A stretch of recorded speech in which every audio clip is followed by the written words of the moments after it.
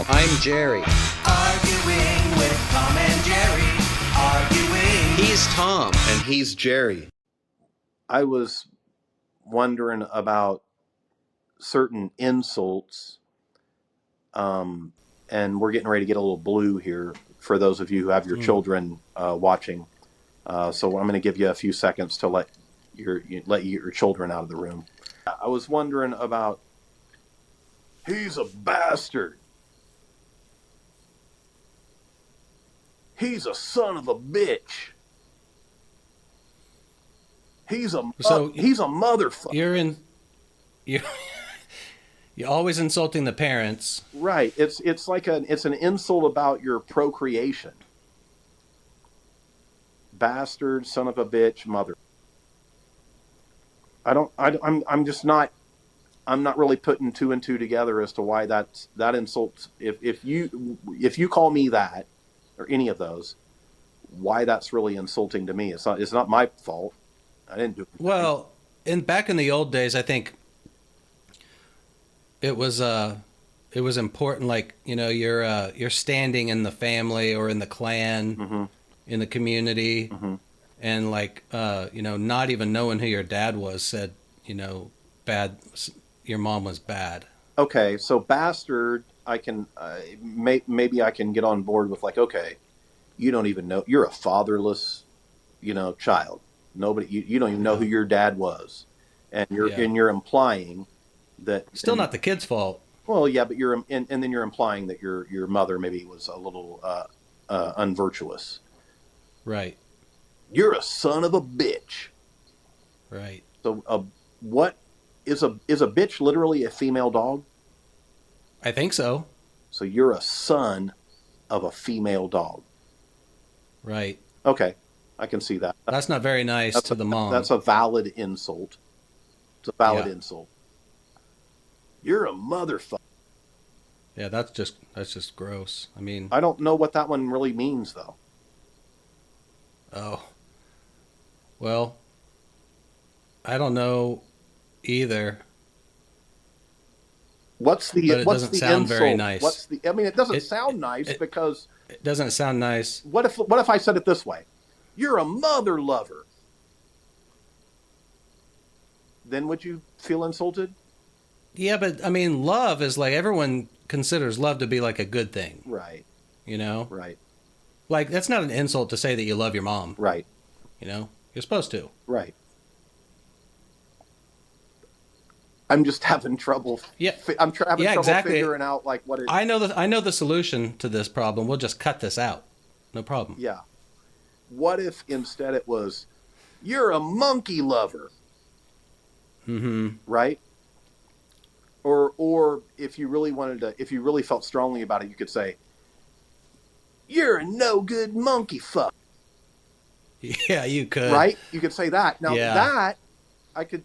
I mean, although we share most of the same insult. DNA and everything, but I would like for one of our many listeners, to kind of help me out with the whole origin story and why it's considered an insult, because it's implied that you are, if you are, it's like, okay, Jerry, you're a motherfucker. I was like, yeah, well, I have some kids, I am indeed, sir. Right? Oh, I see what you're saying. I mean, what's the insult? I feel like I'm missing some, like, big, like, I obvious, think when someone's like, thing. Yeah, I just assumed. Yeah, you're right, because there's a lot of options there. I mean, there's mothers as far as the eye can see. Yeah, and they're all over the place. They're in every country. They're far out of the gene pool. And how do they become mothers? Right. Right? From love. That's right, from love. That's right, from love. Yeah. So I'm just thinking we should rethink that one as an insult, and whether or not it really holds any weight. What about one thing that I've always kind of been perplexed about are magic carpets. or like a flying carpet. Mm-hmm. Just seems a little weird to me. Like that they would choose the carpet or the rug or whatever. Like I understand, like you can fly around, you can, you're flying. The whole thing is that you're flying. So is there a cultural difference here? Did those get invented? Did magic carpets get invented in like India or the Middle East or something where people hang around on carpets and rugs? Oh yeah. That's where I mean, my first thought is that maybe it has to do with, maybe you get like a high when you're praying on your prayer rug. Okay. Because you're meditating and maybe you feel elevated and stuff, and maybe you feel like you're flying or something. Okay. Get into the spiritual realm and. Okay. So I was wondering though, like, I mean, it's ubiquitous enough that like, that you would think that it would have been appropriated by other cultures, and if it like, hey, we like that idea, and then so like in a Western world or whatever it might be, we might have like magic chairs, because sit on chairs instead of rugs. We have magic brooms. We did have magic brooms, but those were witches, and I don't think they. Yeah, but isn't witch one of those terms that got made to be like a scary negative thing? I mean, they weren't always supposed to be like scary and evil, were they? Maybe when they Isn't that just what happened over time? Brooms, when they started flying around on brooms, then everybody's like, "Hey, wait a minute, we thought that they were okay, but now they're flying around on brooms all the time." I bet, and I've never looked into it, but I'm guessing, judging from past history of other things, I'm guessing that witches were probably originally like, like a spiritual lady you could go to who could maybe, help you with your astrology, or cure your like a therapist or something, like a psychologist or something, and they'd be told that they could do magic because they helped people with like personal problems and stuff like that, and made them feel more positive and got them out of depression and stuff like that. But then you have like a religion come along and be like, we can't have any of that anymore. Right. We need everyone coming over here and paying to have their sins forgiven, and so stay away from those witches. Right. Well, I don't disagree. You know how I feel about religion, but and that it's a crock of shit for the most part. But I don't know. I don't feel that wholesale. Okay. Well, maybe I was a little strong there, and you got me roused up, and I wanted to make a statement. But as far as it goes, I wonder about magic carpets yet again, and why it hasn't really. So, like you said, it might be related to a religious experience. So, if that's the case, then wouldn't there be like, wouldn't the Western religions have said, "Why don't you come with me, little girl, on a magic pew ride," like that kind of a thing, like that you're on a, like they got pews, and I'm really feeling the transcendence. I'm really feeling the spirit while I'm sitting on this hard wooden bench, and Right. It's like I didn't realize that it was a religious thing. I just thought that the magic carpet was like, I'm like a genie, and I can get have on no magic idea. carpet, and I can fly around on my magic carpet, and I'm like, well, if you're a genie, then can't you just like fly around on a chair or a couch or something, instead of like sitting like a. Yeah, but did those cultures have tables and chairs, or did they sit on the floor? I think they still sit on the floor. So why would they have a story about something they don't even have in their everyday life? I suppose that's right. I just wonder why we haven't appropriated it, into Western culture, and adopted the stories to fit a little bit more closely with what we're used to. And so it's kind of hard to sympathize or empathize or imagine like, yourself on on the carpet. It's like, I never sit on the carpet. but that thing Why would I fly in the around Catholic, on it?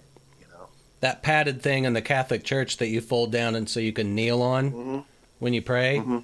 You could see somebody maybe flying around in the sky on one of those on their knees. If it were a religious thing and not a genie thing. Do we have a genie equivalent in Western civilization? I don't know that we do, and that's another good question. It's like, why wouldn't we have a genie equivalent? Like, so you rub the lamp, and some guy comes out like in a black suit with a collar on it, or I think he just has a vest on, only a vest, or maybe a vest, or a penguin kind of woman with like a thing over her head. And he's always really overweight. He's not very healthy. He is always. Why is the genie always overweight? Maybe it's like a Buddha thing. Like he comes from the realm of he's got it all. Yeah, he's living well. It's a sign of good living. Mm-hmm. I don't know. I don't see a whole lot of like overweight Indians, for instance. So is that why you have as your ideal, a well-fed, plump, lacking nothing as your spiritual thing to, idealize? Because in reality, everyone's starving. Like, everyone's starving, and so I desire to be full. Everyone in my civilization is starving, and so what I want to attain is being big and fat. Or is that just a physical representation of like a spiritual and intellectual accomplishments? So he's attained all the knowledge, and so he's full of it. He's full of knowledge. Yeah. Why do they have the same thing in Judaism and Christianity, where like the teacher or the sage is so full of knowledge that it's represented by their physical characteristics? Not that I know of. Not in Western culture, they don't. But that's not Western. Judaism's not Western. Oh, fair enough. One reason it might not exist in Judaism is because they don't let you eat bacon cheeseburgers, is a thing that I was thinking about. It's frowned upon. And that's because you're mixing the two different parts of the animal together. Well, first and foremost, it's because there's pork on it. Because what? There's pork on it in the first place, so it's automatically it's out. So the bacon, and that's because the dirty swine has hooves or cloven feet. They're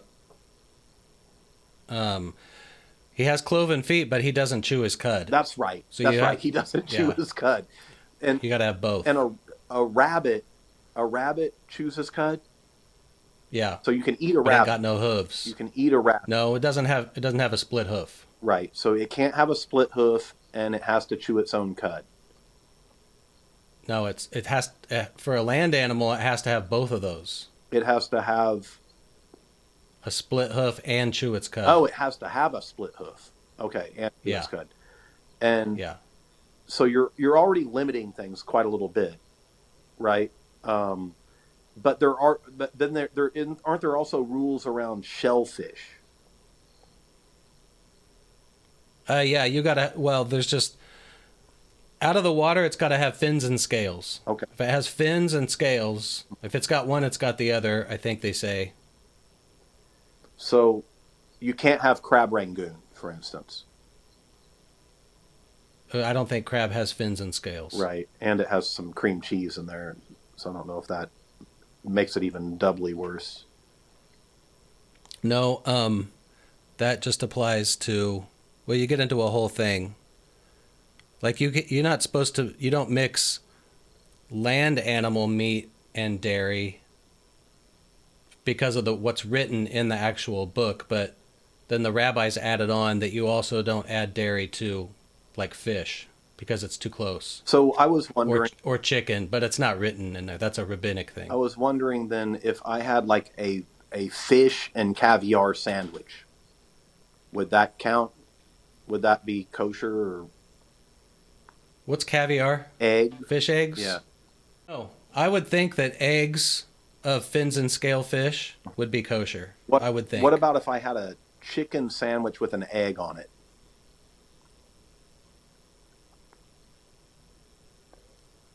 I don't know that there's anything against that. I wonder where they came up with all this shit. Personally, I don't know though. it's like- I am no authority on any of this well, stuff but you at know all. more than I do about it, and so But that doesn't mean I know it's interesting to everything me correct. to think about, because I tend to be a little bit skeptical of belief systems that have so many rules, so many you can't do this, you can't do that, and I understand all of the beautiful teachings of the Judaism and the rabbis who are so practical and this and that, but there are all these rules that don't make any sense to me about what day of the week you can eat a bacon cheeseburger, and you can't eat a sandwich with both chicken and eggs on it. I don't know about that. I think that's all right. Well, what about a horse? A horse doesn't have a cud, I don't think, but it might. Or a split hoof. It doesn't have a split hoof either. I don't think So so. you can't eat a horse. Horse is not kosher. What about a rat? Rats are not kosher. They aren't. What if it's all you have to eat? If that's all you have to eat and you're going to die, then it's kosher. Okay, so there's a rule, right? There's an exception. Life is always number one. Okay, life is number one, and the only thing I have to eat is this bacon cheeseburger. I mean, if that's really the case, you got to eat. You got to do what you got to And do. so the rabbi you might, if you're an observant kind of guy, you might take the bacon off. Right, You know, that's you what the might rabbi try to said. knock a little of the cheese off Excuse or me. whatever. Jerry, but couldn't you have taken the bacon off of of the cheeseburger, and couldn't you have scraped the cheese off to be respectful to the belief system? What about, do you feel the same way that belief systems that have so many can't do's like kind of like give you pause? I have learned enough to try not to make quick judgments on first exposure to something, because I've learned so many times that something that doesn't seem to make any sense at all, you can learn and kind of have your mind blown on a much deeper level on, wow, where that came from and how it does make sense and how it ties into a much bigger picture, and it's really pretty amazing. So I would go a case by case basis. Okay. Yeah, for sure. Yeah, you don't make general assumptions or judgments about things. What, like for instance, the Taliban, they don't allow dancing. To me, that's an immediate red flag. It's like, why wouldn't you allow dancing? What's so wrong about dancing? It's like, well, maybe in Judaism, you can dance on Mondays and you can dance on Tuesdays. You can dance on Wednesdays, Thursdays, and Fridays, but you can't dance on a Saturday. I feel like we need to make it clear that everyone knows that I'm not Jewish. But that's important. But in the context of our argument, you have more of an understanding about it than I do. The same way as you have more of an understanding about Christianity and Buddhism and Hinduism and all the other ones. You're the resident religious expert. The same way as you're the resident astrology expert and tarot expert, and maybe I know a little bit more about 3-card Monty than you do. Yeah.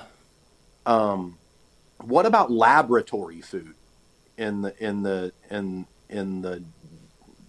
Jewish faith? Like, is it okay to eat some laboratory food? I think they have successfully created lab-grown beef in Israel. Okay. So it's okay. It's all good. Several years ago, if I remember right. But if you have some let's say you have... Like, what's taking so long on that? You got that figured out? Matt, let's go. What do they call it at Burger King? Like the Miracle Burger or the Wonder Burger? Or it's some sort of... It's not beef, but it's meant to approximate it. And so if I'm Jewish, then could I put some cheese on that? Yeah, but you wouldn't eat at a fast food restaurant anyway, unless it was like a kosher one in, in a neighborhood that was, known for and certified kosher. Okay, so observant Jews don't eat at fast food restaurants unless they're kosher restaurants. Yeah, unless it's like in a kosher neighborhood where it's known that it's all the precautions are taken. Otherwise, it's just getting put on a grill where the beef just was, or Okay, bacon or something. but it also it not only has to be like a kosher restaurant, it has to be in a kosher neighborhood. Like it's not good enough that these people say we're not putting the bacon on the same grill as the lamb. No, it wouldn't be good enough for someone to just tell you that. No, you wouldn't believe it. But you would believe it if they were in a neighborhood where other people said they were doing it. Well, I think it's all part of a whole system where you have inspectors, kosher inspectors who go around. Everyone knows. You're either in or you're out. You're like known as being doing it right, and people can rely on you and trust, trust that it's what you say it is. So, and there's probably a sticker on the glass or something, it's probably known. Have you ever known an inspector to be corrupt? Oh yeah. Right. So, I mean, it's a problem. Oh yeah. I'm just saying. They're not free from that. Right. There's been all kinds of problems with kosher slaughterhouses, being busted. I work at the kosher slaughterhouse. Sounds like, I guess it's kind of a funny thing. I know. Right? Yeah. What's the job interview like at the kosher slaughterhouse? I don't know, judging by the amount of problems they've had over the years. Not a very good one. Not very effective. Probably not too strenuous. Yeah. I was thinking about GoFundMe. I just sometimes I have an inherent problem with GoFundMe. I've wanted to start one up several times. I thought maybe we could start a GoFundMe to hire an influencer to get us some more subscribers. Yeah. There's got to be more corrupt ones out there than that. I was also thinking that we might be able to start a GoFundMe to create a new business called Gofundyourself.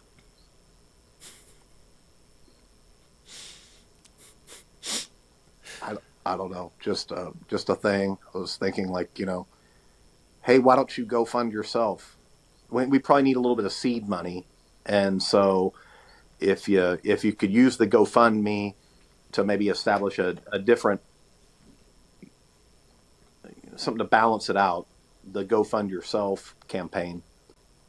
You're wanting to make a Gofundyourself fund that would influence other people to go fund themselves? No, I think it would influence people to say, hey, why don't you go fund yourself? Right, but you want to fund that. I would like to fund that because I think that it might be useful in the long run for people learn to maybe fund themselves. You're saying maybe we could start a GoFundMe to raise money to fund a GoFundYourself campaign. Correct. Like at large. Correct. We would use the GoFundMe platform to create a GoFundYourself campaign. I mean, that's a real pick yourself up by your bootstraps kind of a message. Well, look, it doesn't apply across the board. Don't get me wrong. All right. However, I feel like I've seen some instances where the GoFundMe doesn't really, it shouldn't really apply. It's like, I don't know, just take care of your business, or maybe I'm not, maybe go sell some of your contraptions or art pieces that you've made. Just go sell them on the free market rather than asking me to subsidize those things. I feel like I saw a little tiny headline just the other day that said Alyssa Milano was taking some heat for for spending money on something because just recently she had done a GoFundMe to raise money for her kids' baseball team. That's ridiculous. Yeah. She has enough Alyssa Milano money to fund the baseball team. I mean, how much money does it cost to fund the baseball team? Like, we used to, sell cookies or newspaper subscriptions or just charge everybody $40 or whatever it was. You know, Yep. I don't. I didn't read the story, but yeah, on the surface. Well, See, there's a perfect example. On the surface, that sounds just ridiculous. well, okay, fine, and maybe you dig a little bit deeper, and there's a bigger story. But I can't imagine any scenario where Alyssa Milano should have a GoFundMe for anything directly related to her and her life. Maybe she wants to start a GoFundMe for who was Alyssa Milano again? What'd she do? She was Who's the Boss? She was the kid on Who's Is the that Boss. Tony Danza? Tony Danza. So maybe she wants to start a GoFundMe for Tony Danza, who has fallen on hard times and has dementia and is living in a tent. And That's different than her son's baseball team. a little bit. A Yeah. little bit. And wasn't there an old lady on that program called Angela? Well, I think was that her mom? That was her mom, I think. And Was that Alyssa Milano's mom? so maybe was it her real mom in real life? Doubt it. Angela Milano. So like maybe she's like, I need to start a GoFundMe for Angela Milano. She's got Alzheimer's. She's fallen on hard times. She's living in a tent city in downtown LA. We want to get her out of there. You know, GoFundMe. Is that how they The do weird it thing- when they at the end of their campaign, like their write up or their video order? Then at the end of it, did they say, "So GoFundMe"? I think so. Yeah. That's how they should do it. That show was weird because Angela was just an actress playing her mom. Yeah. And Tony Danza was he played the housekeeper, right? Right. But that was actually her biological dad, Alyssa Milano's dad. Her real dad in real life is Tony Danza. Right. But he just played on the like show. It was like No. like that. Actually, he's actually her dad, and we're gonna reveal that in at the end of the program or whatever. That was like in the pilot, but then they never did ever reveal it. Huh? But you're saying in real life he's actually Alyssa Milano's dad. Right. That's what I'm saying. Huh? That's disappointing, but it makes a lot of sense. Does it?